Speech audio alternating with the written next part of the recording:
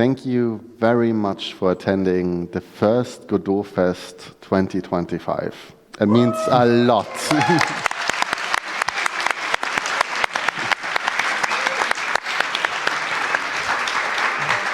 The other day, I was watching, I guess it was a YouTube channel, I watched it, but like the data comes from the MGTK Game Jam, and it was basically the growth of Godot in the Game Jam for projects from 2020 to 2025 to this year.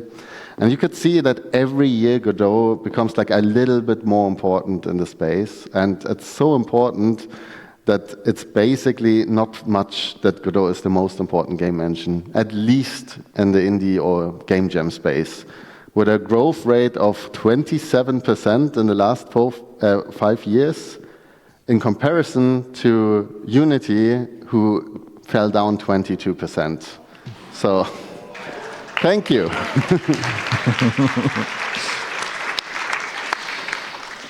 I'm now on stage with Rémi Verschelde. He is not just a project maintainer from the Godot project, he is also at W4, the partner for example, console ports, backend, like all kinds of business-related stuff in the Godot scene.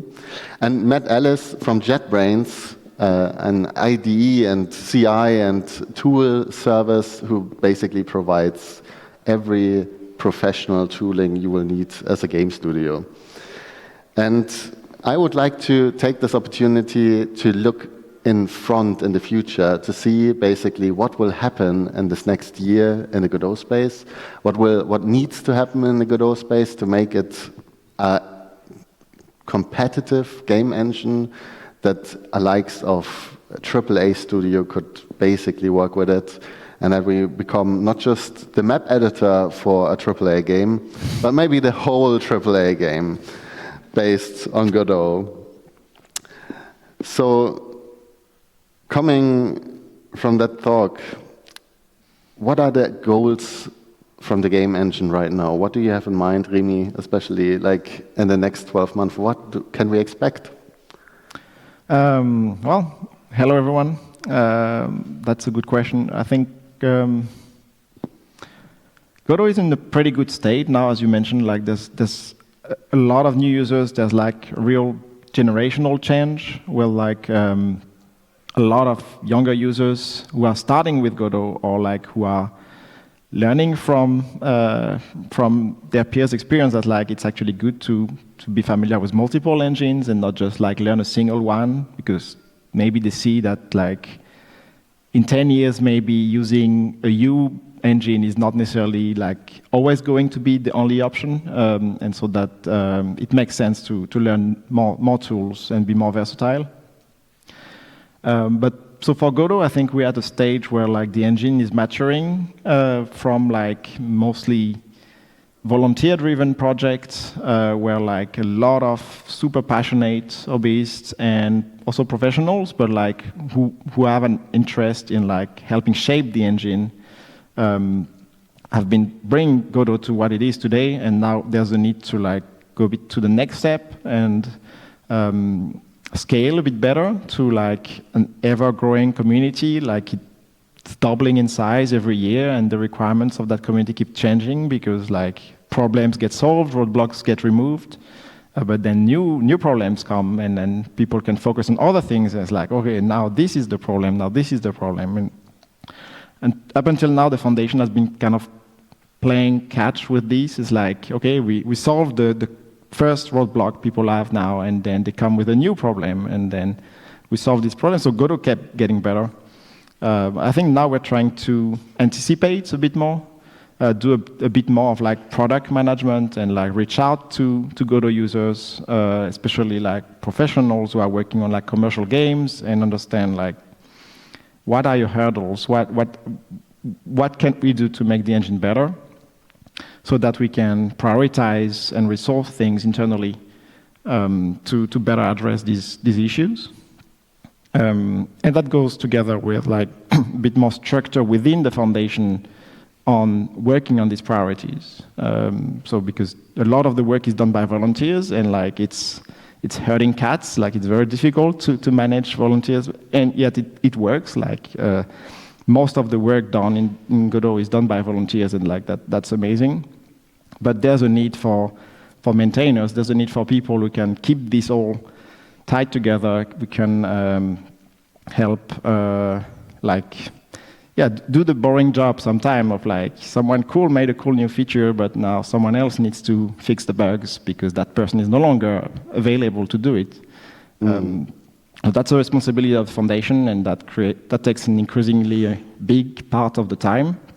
But at the same time, then Godot gets better and better. I think, like, for me, the main priority now for Godot is stability and, like, I would say, like, reliability. So, like, it's really feature-packed. And sure, like, if I ask any of you, you all have a feature you absolutely want that Godot is missing. But at the same time, you're all able to make super cool stuff with what's existing. And I think what is wasting the most time and is like the things that do not work more than the things which are missing. So that's what we are trying to focus on, to have like a really solid foundation. And then we can add more features. I mean, we're always adding more features, but for me, the priority is like fixing the bugs. Wow, thank you. Like making the engine more stable, making them more reliable is probably, in my view at least, a big step towards like making it attractive for bigger studios who work longer on games. And bigger studios have often bigger needs, like in case of maintaining, in case of like writing codes, managing codes. And we have our Platinum partner JetBrains here, Matt. The code space is also changing a lot, and you provide tooling, but you have also a focus on something that's like often seen with like a happy eye and a sad eye. It's AI, and AI is basically in the way of everything. Like there are in a lot of other parts of software not a way around AI. How is it looking? What do you think is the future with AI and Godot? That's a massive question. Yeah. Has everyone heard of AI? Okay. Who's actually using AI? Okay. It's 50% of the hands, I would assume. All right, and then another one. Who refuses to use AI? I would say 20%. Yeah, exactly. That's a little less than I thought it was going to be, to be honest. AI is a bit of a divisive topic, for sure. There's some people like it, some people don't. The key thing, I think, with this is that it is there to help you. It's not there to replace you. It's there to kind of take away the boilerplate. Let AI do some of that work for you. So things like generating code, generating commit messages, explaining code is also fantastic there as well. But more of the boilerplate, like if it's going to finish off typing the line that you were going to type anyway, great. It's just saved me some keystrokes and it can be a whole lot quicker. But the key thing is that it's got to be a bit more reliable and useful and suggest the things that you want it to suggest as well. So working with something like Godot and with, say, GDScript, one of the challenges there is that there is less training data than there is for other languages, other environments, other styles of working. So like enterprise development, for example, there's going to be a whole load of data there which we can use for Java, for C#, for web applications, and so on. There is a little less information there for GDScript and for Godot as well. However, there is still plenty of information. So the documentation provided by the project is fantastic. And that feeds into the AI and can be used then to help explain stuff and help you learn things. So you can ask it questions in a way that it can pull it out of the documentation without you having to read the documentation and summarize for you.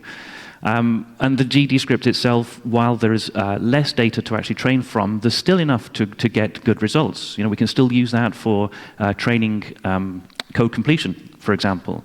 And we know from how we do code completion in other languages, we can apply that to this language as well. So because we can do things sort of in a broad way across lots of different languages, we can apply it to things which are more restricted to a particular environment, such as gaming, such as Godot, such as this particular engine here. So I think Also, one of the key things there is choice as well. So you have the freedom to use it if you want to. It can help you for sure, and it can speed things up. It can help you understand some code. It can help you find issues. It can help you do boilerplates. There's a whole bunch of things it can help you do, but you're still the person who's writing the game. You're still the person who has to come up with the creative idea behind all of that and come up with, put in the hard work to make the gameplay work. The AI cannot replace that for you. The AI can help you do that quicker, perhaps, but you're still the person behind the scenes driving all of that change. So I think there's a lot of things it can do for you, but you're still essential. I mean, the code gets more and more complex in general. Like talking about, for example, Patricia Berger just had a talk about backend services I was coming from, and W4 offered backend services. You stopped doing that, or you still have it? Yeah, we paused that because we had a good product, but the market demand didn't seem to match the expectations. Is it maybe also complexity? Because you have to basically 2 code bases you have to maintain at the same time. One is usually in GDScript in the Godot editor, and the other one is somewhere else in Go or something like that. Well, our multiplayer offering was actually, the goal was that you would just keep a single code base. So you would write your server code in your Godot project in GDScript or in C#, and then have the option to use either peer-to-peer or dedicated servers, because Godot has this functionality that you can run Godot itself as the server, and the footprint is actually pretty good. So you don't have to write a whole server in Go or something. You can just run Godot itself, run your project, and then some of the game logic is tagged as running on the server, some is tagged as running on the client. So that worked fairly well. I think that was super cool, but I think it still seemed too complex. I don't know, we like to say that making multiplayer games is 100 times harder than single player. And I think with the technology that we develop, it maybe got only 10 times harder, but that's still 10 times too much. So we paused that. We still have the technology in-house. It's open source, so people can use it if they want. But we don't provide anymore the hosting package, because the idea was that there should be economies of scale. So it had to be something affordable where people can pay $10-15 a month to have their game hosted. So you can just easily make multiplayer games and get them hosted. But if you don't have the numbers of customers that take this kind of inexpensive subscription, then you cannot justify the development cost. And if you set it up yourself and use something like Go, I assume you can help with that, having different code bases in the same project. Absolutely, yes. If you've got a programming language, we can help you with it. That's good. What would be a killer feature you would wish Godot would have, even if it's way too complex to integrate and to put into the project, you would wish for there would be? A make a game button? No. Isn't that vibe coding after all? Killer feature? I don't know. I think my wish for Godot is to become more accessible to all members of the team. I think that was the initial promise of Godot. That's how it had been developed by Juan and Ariel, where in Argentina there was no affordable game stack. So they would go to some studios and provide them the technology. So it would be kind of engine for hire, and they would come, and the engine was basically built from talking to the team, seeing what kind of tools they need, and then building the tools that they need, and then just putting them together in a package. But Juan and Ariel, being very clever, they didn't want to have to do all the work themselves of integrating stuff, and then artists come with this, and please put it in the game. Sound designers come with this, please put it in the game. So they made tools so that everyone could build a game, and then they could just have nothing to do, which worked apparently fairly well. So that's I think what led Godot to have a good initial popularity, aside from being open source. It's that there was this usability from the start, that everyone could use it. And GDScript helped with that it's a very accessible language, so you can be a game designer and start coding your game. You can be a sound designer and start coding a game, so you don't have to be a C++ programmer or C# programmer.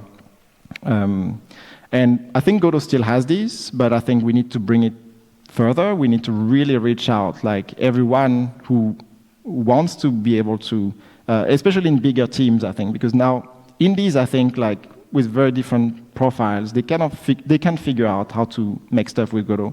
But in bigger teams, they have different expectations on what the workflow should be. And if you're like 3D artist used to working with Unreal, then maybe the experience in Godot might not be like up to standards. Or like if you're a sound designer used to working with Fmod and Wise, maybe you're not familiar with what Godot offers, but maybe you are, and it's not good enough. So that's the thing where I would like to see more focus, and a big part of this is also just a ton of small UX work to like remove all these small decisions made by engineers for engineers, and actually like talk to all of you guys and be like, okay, how can we make this work for everyone? So it's not a big feature, it's more like... Is there a role you would suggest that could do that? You talked about like maintainer before, but is there something you wish on your team, basically? Some big corporate company, we want to have a UX designer who goes through everything. I mean, we need to go towards that, I think, to have like UX designers. For now, the foundation is still like fairly small, and it has like 10 or 12 contractors. We'd like to have people in charge of all areas of the engine hired by the foundation, including UX. But currently, we still have a lot of roles to fulfill, which require funding and then finding the right candidates. So we'll get there. But for now, we also have a lot of volunteers, contributors, and more interest on the UX side. So I think we'll be able to make changes that make things more accessible and have a bit more direct communication. Like we're talking a lot about this with Amy and others, of like go find the developers and then get them to tell you like what are the pain points, because game developers are so good at just making workarounds, like and that's great. Like you get a tool, it has strengths and weaknesses, and you should not just spend your time trying to report the weaknesses. You should just make a game. But we need then to like get to people and be like, can we have a postmortem of like what went well, what went wrong, especially what went wrong, so we can digest that and then somehow figure out how to get this improved. I would like to see like from the audience, like who, because like that's an interesting point, because like everyone kind of will manage a way around. Who would say from you like uses a lot of workarounds, like in general in the game engine? That's like slowly hand raising from the back towards the front, a shameful hand, like a slowly hand.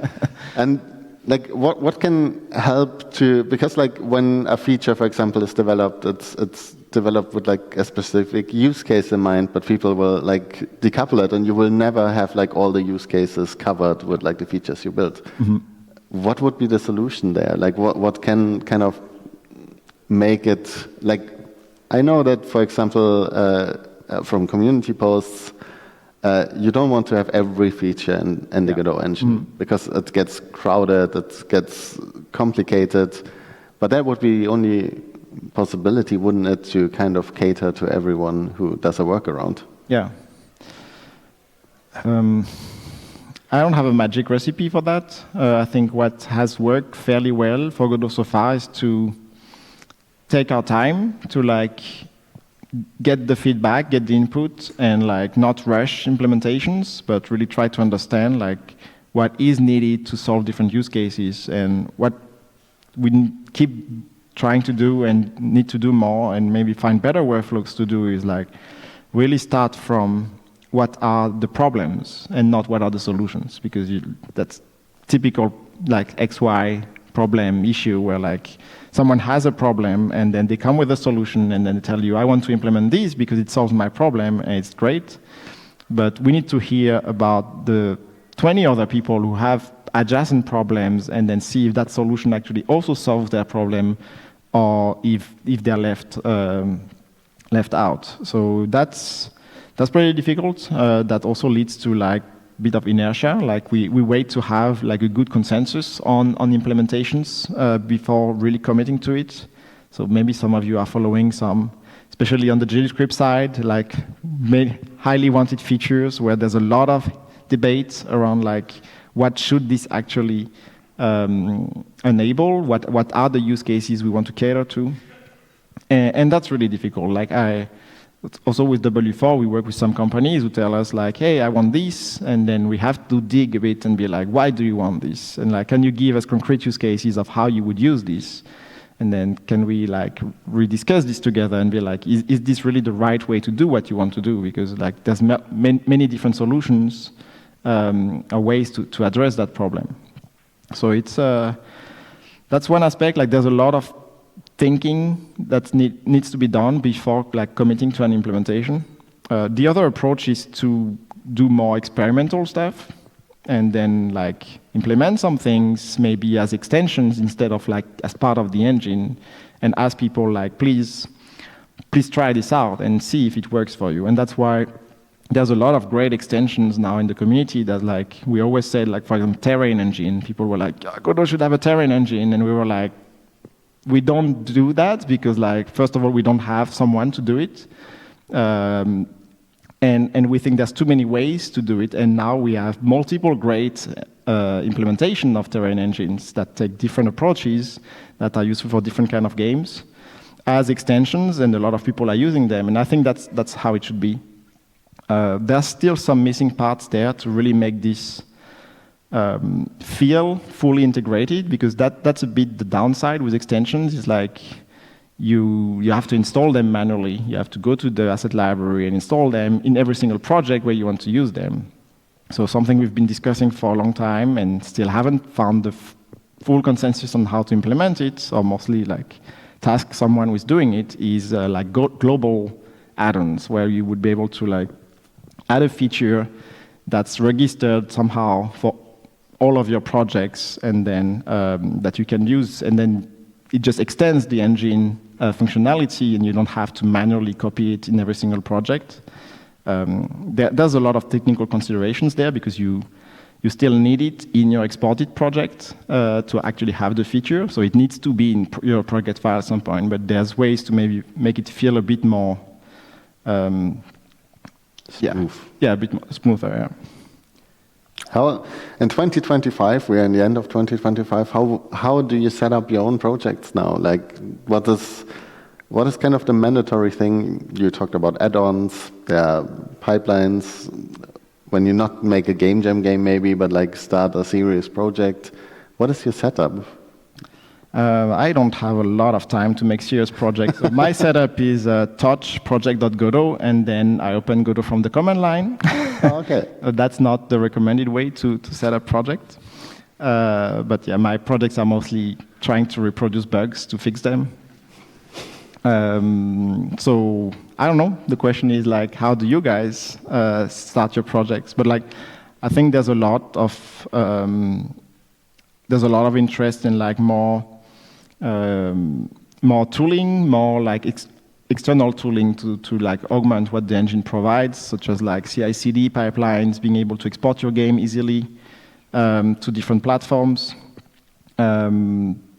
And there's, depending on the kind of games you're making, there's a lot of components that like are not built into Godot that you would need. For example, if you're making a mobile game, you need to have like all the integrations for like the store platforms, the achievements, leaderboards, all these kind of things, which are things that the foundation is also starting to address a bit more directly. Up until recently, it was more like, we don't work on these because we're working on the engine itself, on like how to make the game, and not on the ecosystem monetization parts.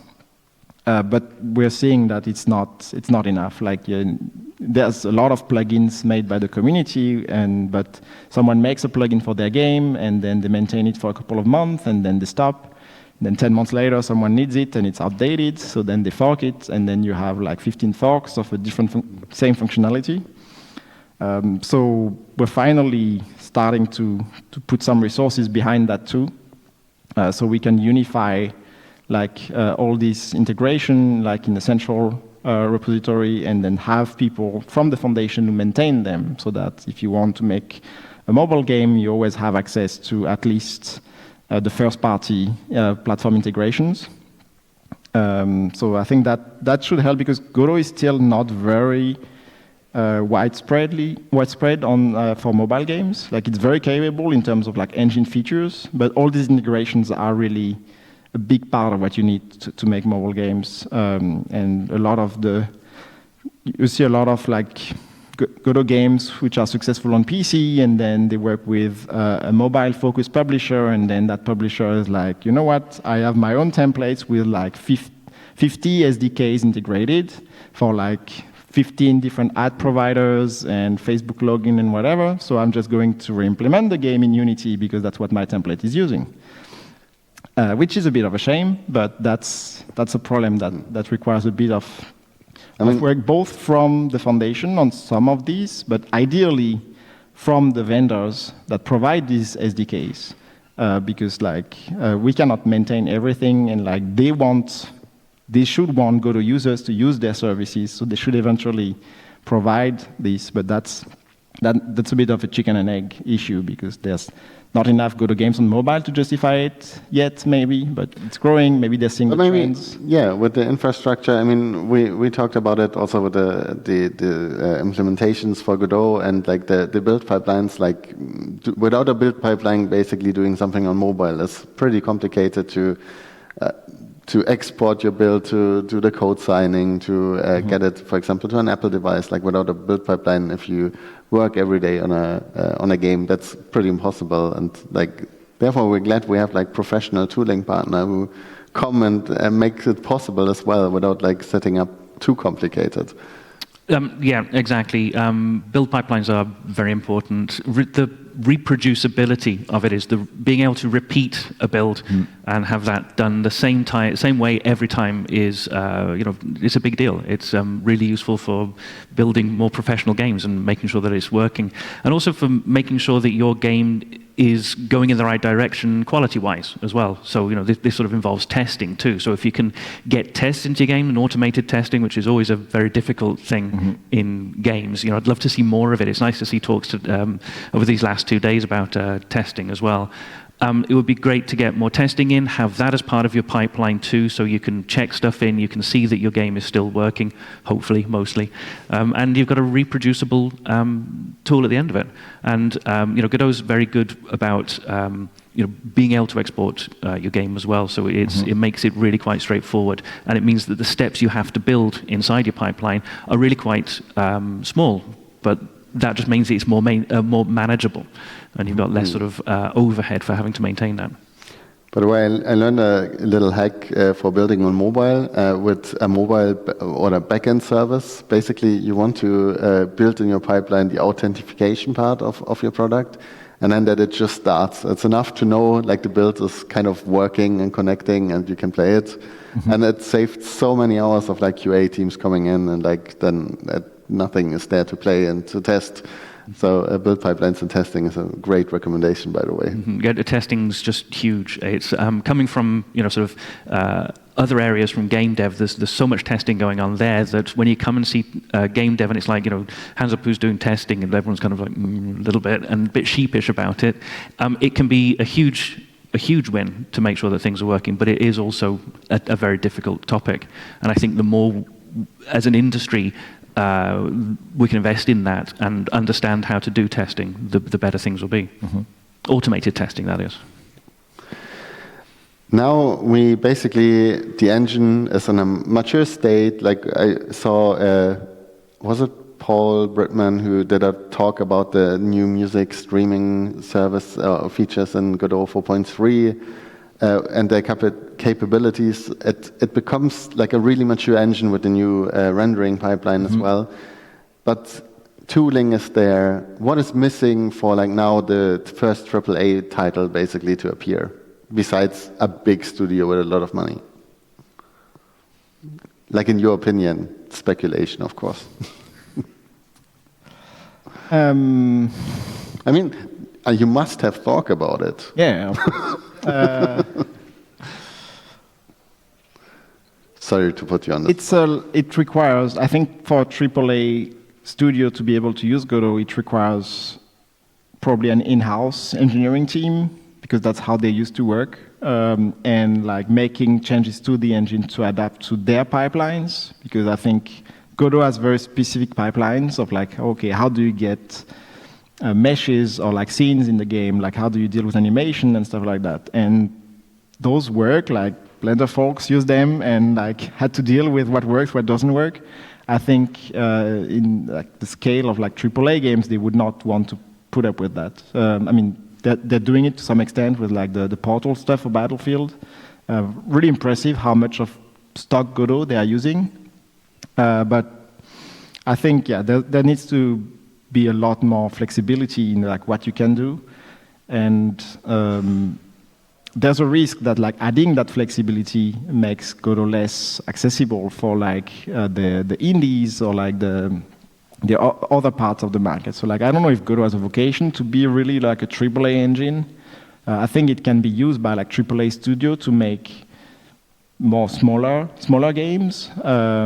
But like to make a Call of Duty or Battlefield, I don't know.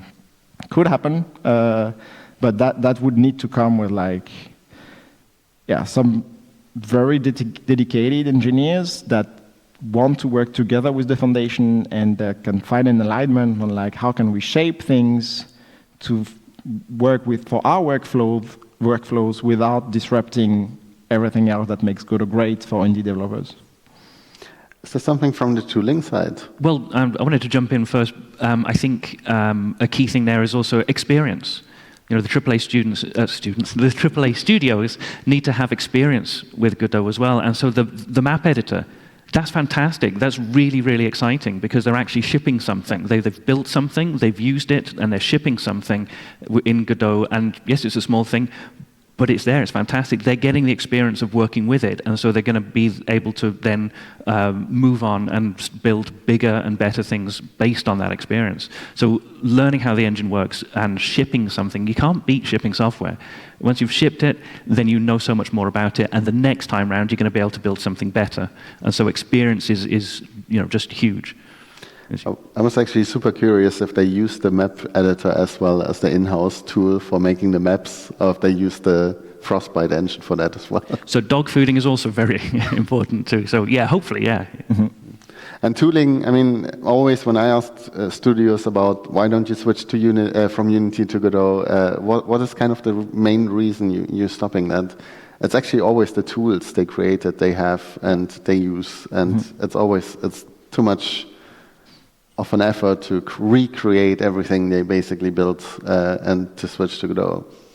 Yeah, that's why I think like a lot of the adoption of Godot is driven mostly by new people coming to like the market. So like students who graduate want to start their own indie studio, and many of them choose Godot right away because they tried it as a student and they liked it.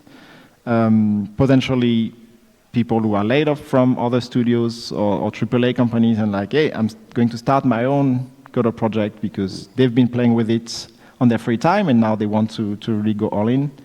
While like established studios, I think there's a few who have migrated to Godot, but like many of them, as you say, they have so much tooling in-house that it doesn't make sense business-wise to just move to a different technology unless they are really like feeling insecure about like their business future with Unity, which was the case a couple of years ago, but it was quickly the tension was resolved, so that studio were like, okay, we still have a good few years to make business using this technology. So I think things are a bit stabler now, and that's great because like I love to play games made with Unity, and I want to play more. So, but yeah, I think it's really hard for an established studio to really uproot themselves to a new technology. But I started with the data from the MGTK Game Jam and the growth of the Godot engine basically, and soon, like if everyone makes a lot of advertisement, and this year, we will next year actually have being like on even with the Unity guys in the Game Jam from the created games for the first year, like in theory, if we stay with the projection line. Yeah, I think this year there was like 2% difference between Unity and Godot. But yeah, these are I mean, I don't have hard evidence, but my perception from talking to people is like game jams like that, especially GMTKs, you have a lot of hobbyists for whom Godot might be like the first number one choice. And then you have people who use Unity professionally or Unreal professionally, but they want to play with Godot on their free time. So it's not necessarily a reflection of like trends in the industry itself. I think it's more like showing what people want to use if they get a choice, and if they have the luxury of participating in game jams, which not everyone does. So it's really good indication of like the interest and the growth of Godot popularity. But I don't know if we can really map that to projections for the industry. I think the latest state of the industry thing from GDC, like they featured Godot for the first time this year, and it was at like 4% reported usage. I'm expecting next year might be 6 or 7, so like the growth is huge, but we're not just like in 2 years at like 50% or something. Also for partners, Godot, like the game engine that's still growing, and maybe also this event can still grow, even if it's really, really great to have everyone here and like to have such a great event with so many people. It's amazing how many projects are actually showcased here, how many people actually like talked to each other, had new project ideas and came together. And if over there Max, for example, can get a microphone, and we can maybe also open up if there's some questions from the audience towards the future of Godot and the next steps. You're very welcome to raise your hand, and I see one over here, for example, over there.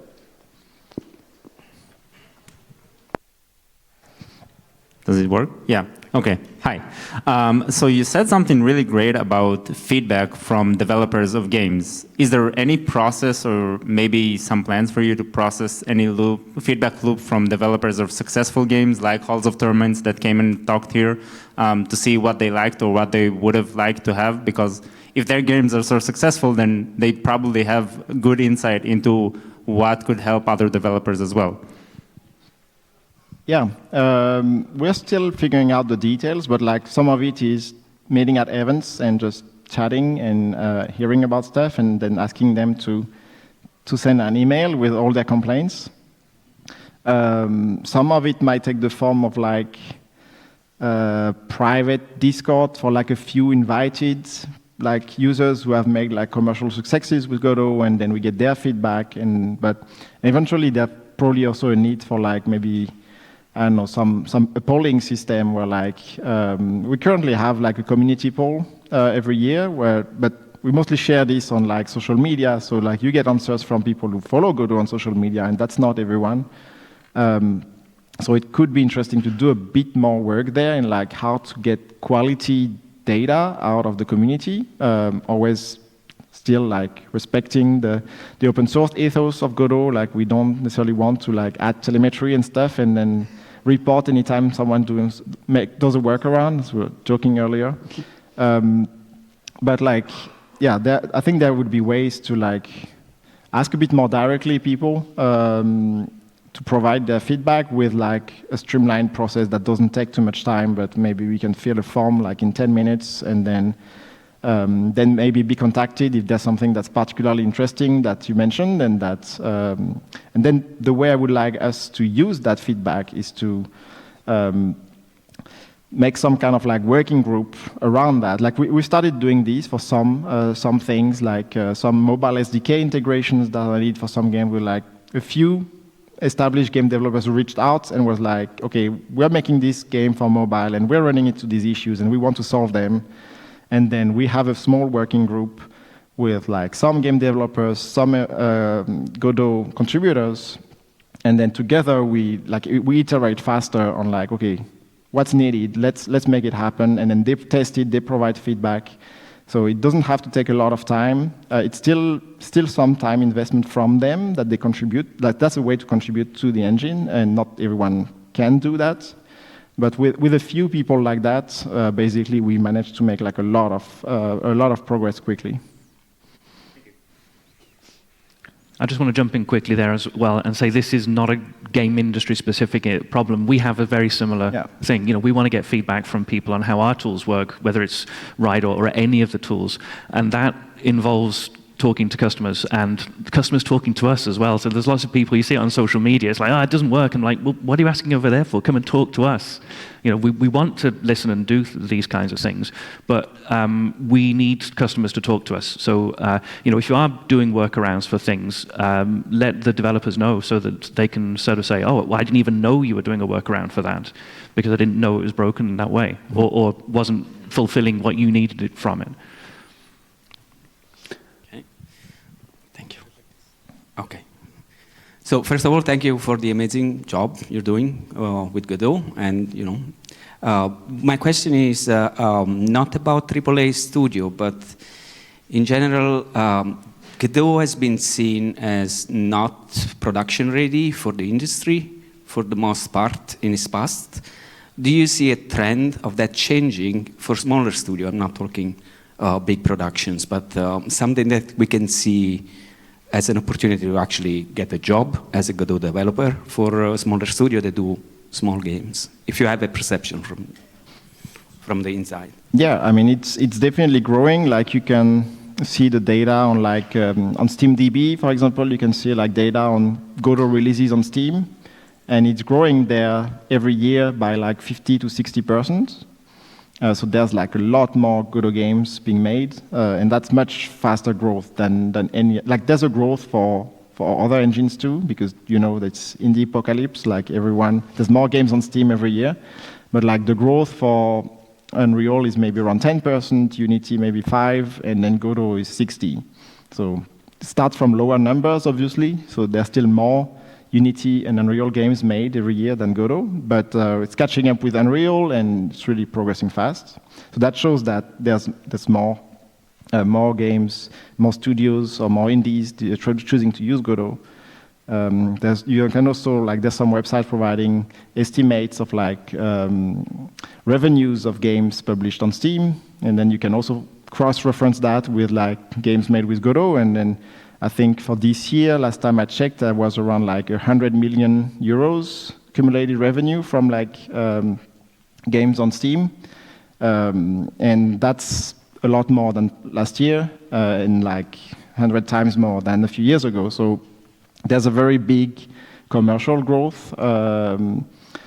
So on PC for sure. On mobile, I'm starting to see a bit more uptake too, but it's starting from it's a slower process, I feel, because as I mentioned, there's still some elements which are not as mature. On PC, it's kind of there already. And in general, events like this also show there's a lot more studios, and many of the studios using Godot are hiring more, have more staff. New studios get created, so we definitely see a big uptick in commercial usage. There are several studios actually here right now using Godot, and it's not always the easiest to find new engineers for that, because they are there's a lot of Unity engineers basically on the market that you can approach, but not as many Godot engineers that have maybe a track record or experience in that. And for example, if you're in Finland, you're welcome to talk to me as well, because we have the same problem there. But it's probably in every country that there's not so many studios looking for people, but the studios who are looking, it's not as easy to fill the positions with more than a student, for example, or a very junior developer. Yeah, there's a bit of a problem of visibility of who needs Godot users and who has the expertise.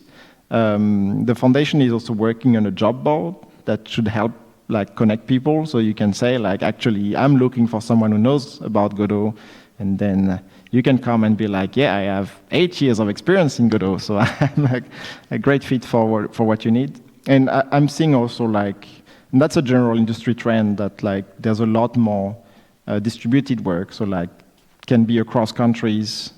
People studios are happy to work with people in different countries as contractors. So I think there's a lot of opportunities for people experienced with Godot, but they're not always easy to find.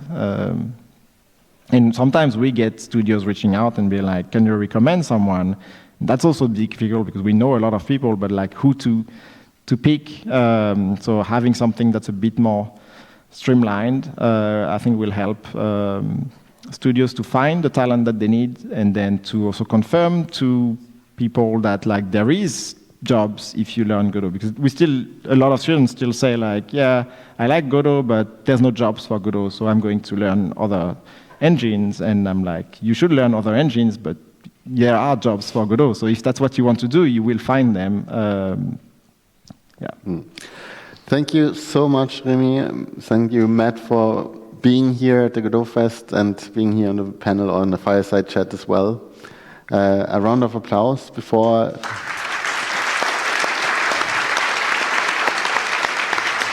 Thank you. Thank you.